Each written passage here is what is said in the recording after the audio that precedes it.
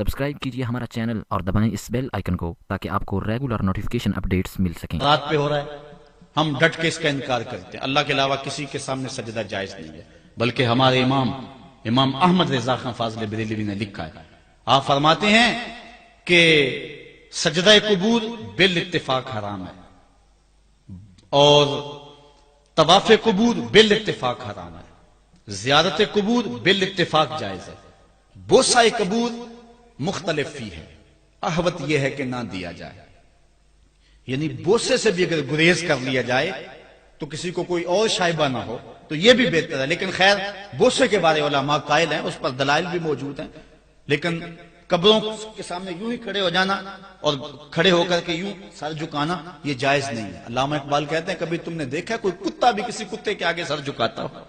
یہ تو اس کو بھی پتا ہے کسی کے آگے سر نہیں جھکانا۔ حضرت مجدد کی تعلیم کیا تھی؟ یہی بات کہی تھی اکبر نے کہ سجدہ نہیں کرتے تو ساری جھکا دی، آپ نے فرمایا نہیں جھکاؤں گا۔ پھر اس نے آپ کو دربار میں بلوایا، سازش کی، دروازہ چھوٹا رکھا کہ حضرت مجدد الفسانی جب داخل ہوں گے تو سر جھکا کے تو گزریں گے تو کہوں گا لو سر جھکا ہی لیا، لیکن جن کے سر کو اللہ بلند کرے کون جھکا سکتا ہے؟ حضرت مجدد جب دروازے پہ پہنچے تو سمجھ گئے کہ یہ میرے لیے ایک جال بنا گیا ہے کہ جھکوں گا تو گزروں گا۔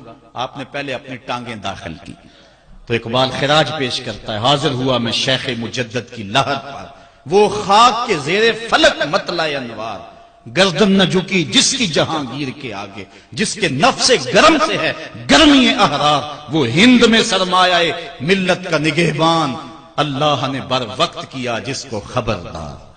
اس لیے کسی کو اپنے سامنے جھکانا یا کوئی میرے لیے کھڑا ہو، حضور نے یہ بھی فرمایا کہ جو شخص یہ ارادہ رکھے کہ میرے لیے لوگ کھڑے ہوں اپنا ٹھکانہ جہنم میں تلاش کرے۔ آج خود اگر کوئی کھڑا ہو جائے تو یہ اس کی مرضی، اور حضرت سعد آئے، حضور نے فرمایا قوموا الی سیدکم، یہ تمہارا سردار آیا، اس کا اٹھ کے استقبال کرو۔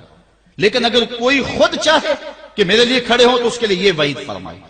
اس طرح اگر تمہارے کوئی ہاتھ چوم لیتا ہے لیکن ہاتھ چومنے کے بغیر یوں گردن جھکانا یہ درست نہیں ہے، لیکن ہاتھ چومنے کے لیے تو وہ صحابہ کے عمل سے ثابت ہے۔ لیکن اگر کوئی چاہے کہ میرے ہاتھ چومے جائیں اور اگر جو نہیں چومتا تو اس سے ناراض ہو جاتے ہیں۔ میں ایک دفعہ ایک صاحب کو ملنے گیا تو ہم ہر شخص کے ہاتھوں نہیں نہ چومتے، آخر جو ہے وہ کسی کے ہاتھ چومنے ہو تو پھر کچھ دیکھنا بھی تو ہوتا ہے، دل اسے دے دیں جو دل بر ہی نہ ہو۔ تو ہم تو کسی کے ہاتھ چومتے ہیں نا، ہم وہ ہاتھ چومتے ہیں، وہ پاؤں چومتے ہیں جو راہ حق کے مسافر ہوتے ہیں، ہم ان ہاتھوں کو بوسہ دیتے ہیں اور اگر ہماری آنکھوں کی پلکوں کے ساتھ لگ جائیں تو اعزاز سمجھتے ہیں۔ تو خیر میں نے مصافحہ کیا تو ناراض ہو گئے، انہوں نے پکڑ کے میرے ہاتھ چوم لیے، کہنے لگے لو کیا بگڑا ہے میرا؟ میں نے کہا کہ ٹھیک ہے تمہارا کچھ نہیں بگڑا لیکن میرا بھی کیا بگڑا اگر نہیں چومے تو یہ عجیب سی کہانی ہے، ناراض ہو جاتے ہیں۔ ایک بت خانے بنے ہوئے ہیں، لوگ آئے ہمیں خدا ملاؤ، تم نے اپنی پوجا شروع کروا دی۔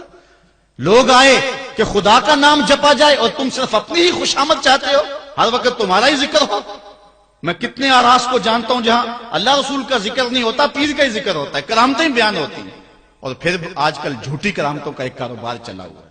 عجیب رنگ ڈھنگ ہے، عجیب بات ہے، خوابیں گھڑی جا رہی ہیں، کرامتیں گھڑی جا رہی ہیں۔ میرے پاس بھی کئی لوگ آئے خوابیں لے کر، جی یہ ہم نے دیکھا ہے۔ میں نے کہا تم نے دیکھا ہوگا، میں نے نہیں دیکھا ہے۔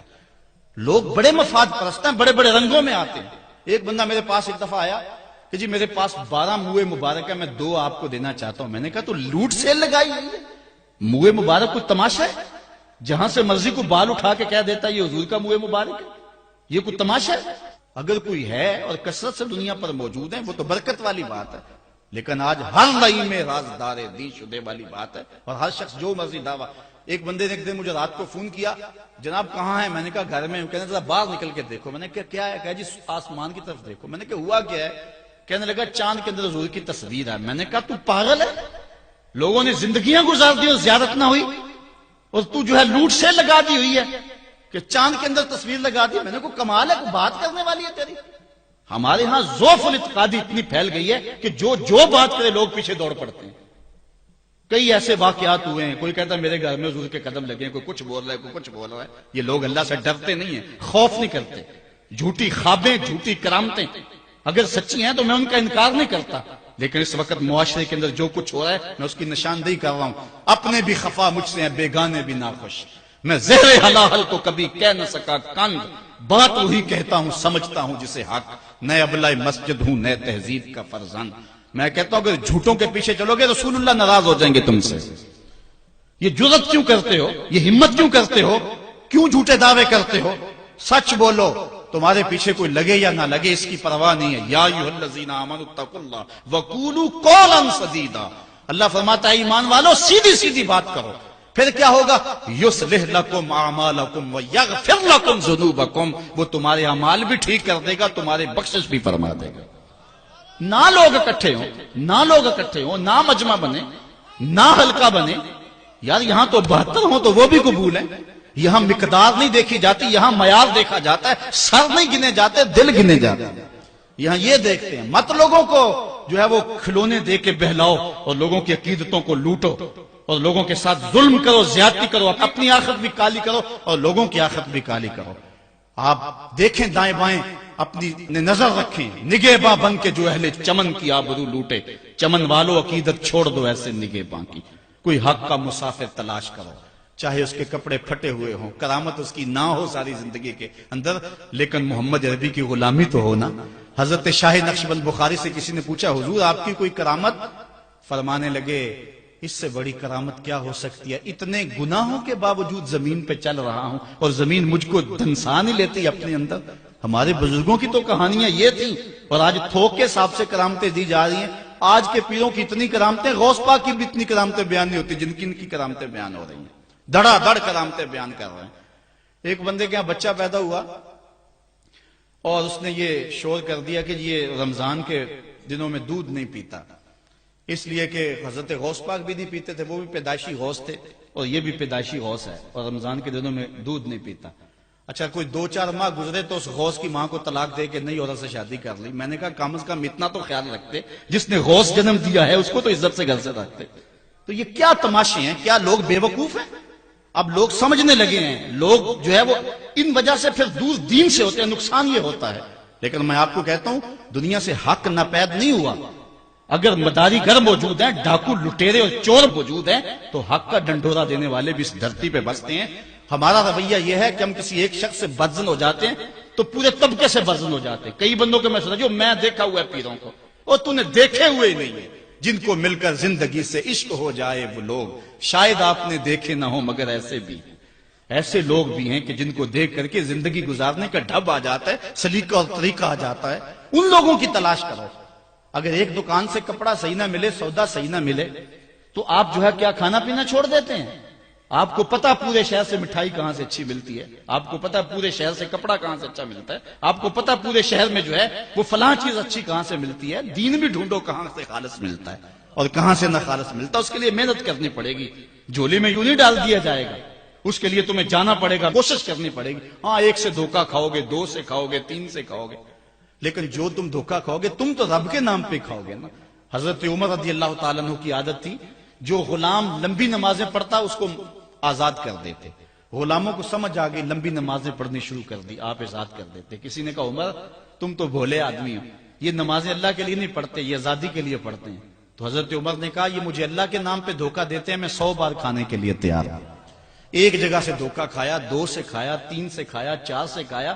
جب تمہاری نیت ٹھیک ہوگی منزل ضرور ملے گی، یہ ہو نہیں سکتا۔ خورش دے بدرا جو کب کو حمام کہ یک روز افتد ہمائے بدام۔ سادی کہتے ہیں چارہ ڈالتا جا، دانہ ڈالتا جا، کبھی تتر آئے گا، کبھی مور آئے گا، کبھی کبوتر آئے گا، پھر ایک دن جس کو تو تلاش کرتا ہے وہ ہما بھی تو آ ہی جائے گا نا۔ اس لیے حق کے سفر کو نہ چھوڑنا، چلتے رہنا، اور راہ حق کی جو ہے منزل پر جو ہے وہ انشاءاللہ ایک دن ضرور گامزن ہوگے۔ بات لمبی ہو رہی ہے، ہم نے اپنی اصلاح ان سارے پوائنٹس میں کرنی ہے۔ میں آپ کو 4-5 باتیں خاص طور پہ ضرور عرض کرنا چاہتا ہوں۔ ایک، اپنے عقیدے کی اصلاح کریں، اس میں کوئی پل پلا پن نہ آنے دیں اور کوئی اس کے اندر کوئی نرمی نہ آنے دیں۔ جس شخص کے سینے میں حضور علیہ الصلوۃ والسلام کے لیے بغض دیکھیں، ایک لمحے میں اس سے جدا ہو جائیں۔ جس کے سینے میں، جس کی زبان پر صحابہ کے لیے کوئی نازیبا لفظ دیکھیں، ایک لمحے کے لیے اس سے جدا ہو جائیں۔ جو اہل بیت کو بھونکتا ہو پرواہ نہ کریں اس کی، چاہے قریبی رشتہ دار کیوں نہ ہو۔ اولیاء اللہ کی عظمت جس کے سینے میں نہ ہو، اس کی دوستی کو ایک لمحے سے اپنے سے دور کر دیں۔ علامہ رومی کہتے ہیں کہ تا توانی دور شو از یار بد، یار بد بدتر بود از مار بد۔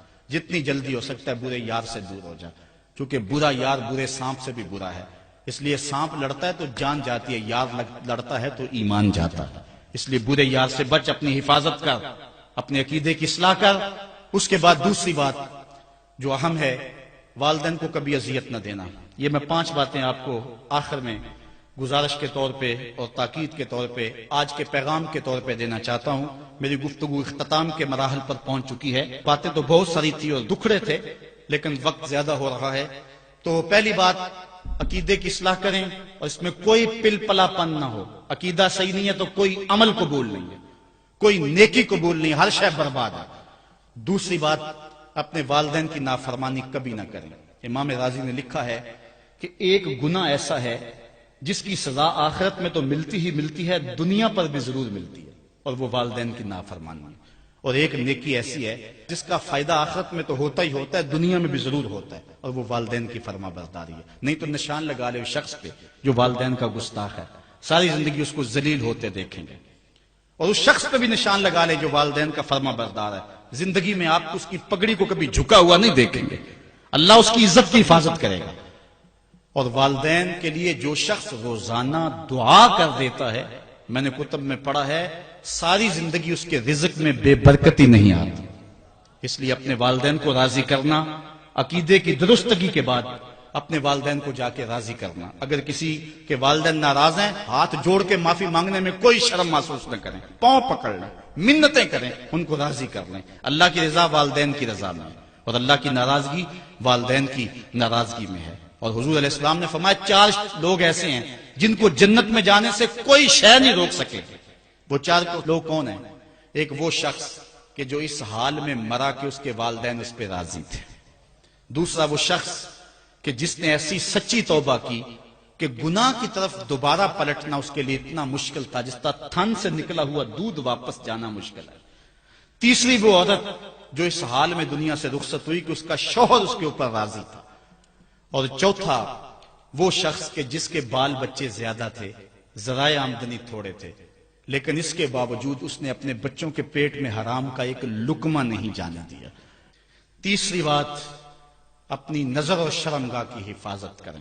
اس دور کا سب سے بڑا فتنہ یہ ہے کہ نگاہیں پاک نہیں رہی، نگاہیں غلیظ اور گندی ہو گئی، شرمگاہوں میں وہ تقدس نہیں رہا ہے۔ حضور علیہ السلام نے ارشاد فرمایا، من زنا زنیا بہی ولو بہی تانے دارے ہی، جس شخص نے زنا کیا یہ عمل اس کے گھر بھی لوٹے گا، اگرچہ اونچی اونچی دیواریں کیوں نہیں کر لیتا۔ یہ مکافات عمل ہے۔ گندم از گندم بروید جو ز جو، از مکافات عمل غافل مشو۔ گندم بو گے تو گندم کاٹو گے، جو بو گے تو جو کاٹو گے۔ اس ویڈیو کو شیئر ضرور کیجئے، ہو سکتا ہے آپ کے ایک شیئر سے یہ بات کسی کے دل میں اتر جائے۔ جزاک اللہ۔